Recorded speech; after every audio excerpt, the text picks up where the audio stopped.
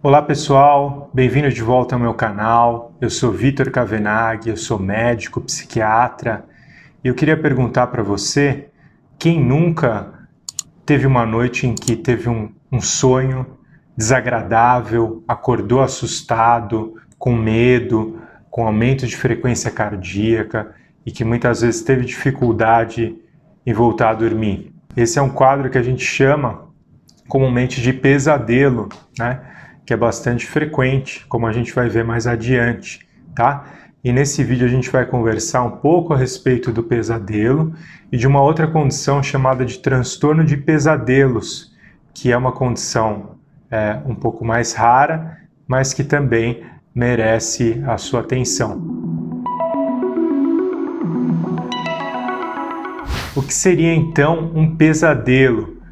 Um pesadelo ele é geralmente um sonho vívido, né? Um sonho que tem uma sensação de ser bastante real, tem uma duração que pode ser razoável, né? de alguns minutos, acaba tendo uma temática desagradável, com geralmente ameaça à integridade física, à segurança, à própria sobrevivência da pessoa ou de terceiros, e que causa um despertar abrupto nessa pessoa, geralmente com sensações físicas do tipo aumento da frequência cardíaca, né, sensação de palpitação, pode gerar um quadro de falta de ar, né, e que geralmente cursa com uma dificuldade em voltar a dormir. Isso é um fenômeno, né, que acontece, pode se iniciar na infância e que pode acontecer ao longo da vida como um todo. Em algumas estimativas, em inquéritos populacionais, é estimado que cerca de 85% das pessoas adultas vão ter ao menos um episódio de um pesadelo ao longo de um ano. É um número bastante significativo. Em contrapartida, 5% dessas pessoas vão ter isso de maneira recorrente, semanalmente. Então você imagina o impacto que isso pode ter para esse grupo de pessoas. Se essa é a sua condição, a gente vai conversar mais adiante a respeito disso. E em que momentos que acontecem, né, os pesadelos? Bom, os pesadelos eles geralmente estão associados a algumas fases da vida em que a pessoa está passando por alguma mudança, em que a pessoa está mais ansiosa, está vivendo algum momento de estresse, de sobrecarga de trabalho.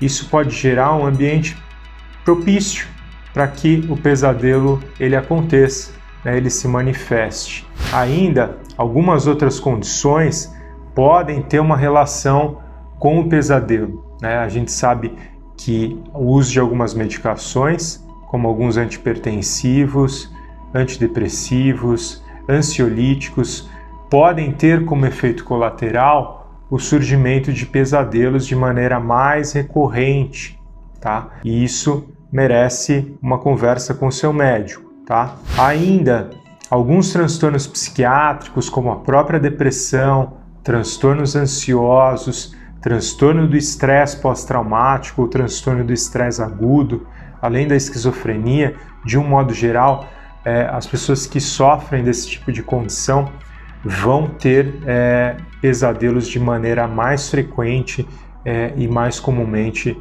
em comparação à população em geral. Então, por isso, né, se você sofre de uma condição de ter pesadelos de maneira recorrente e que tem um impacto na tua qualidade de vida, isso merece, né, uma avaliação, uma investigação médica. E quando a gente fala de transtorno de pesadelos? Bom, uma vez que os pesadelos eles são recorrentes, né, eles acontecem de maneira frequente, causam um impacto na qualidade de vida da pessoa, tem uma diminuição na produtividade, um aumento na irritabilidade dessa pessoa durante o dia, a gente está diante de um quadro que, uma vez descartado, né, outras condições psiquiátricas, o uso de medicações, o uso de substâncias de abuso, né, por exemplo, cocaína, maconha, LSD, né? Uma vez descartadas essas outras condições, né, pelo Manual Diagnóstico Estatístico da Sociedade Americana de Psiquiatria, a gente está diante de um quadro chamado de um transtorno de pesadelos. E isso, como eu disse, vai ter um tratamento específico e vai merecer a avaliação de um especialista. Agradeço sua atenção nesse vídeo, um tema bastante importante, bastante comum e que tem bastante literatura a respeito, né? Literatura variada, desde o ponto de vista científico, do ponto de vista religioso, do ponto de vista filosófico. O sonho e os pesadelos, eles sempre fizeram parte de uma discussão aprofundada e que tem uma certa incompreensibilidade perante o ser humano, certo? Espero ter trazido um pouquinho da parte médica para você a respeito dessa condição e a gente se vê na próxima. Um abraço a você.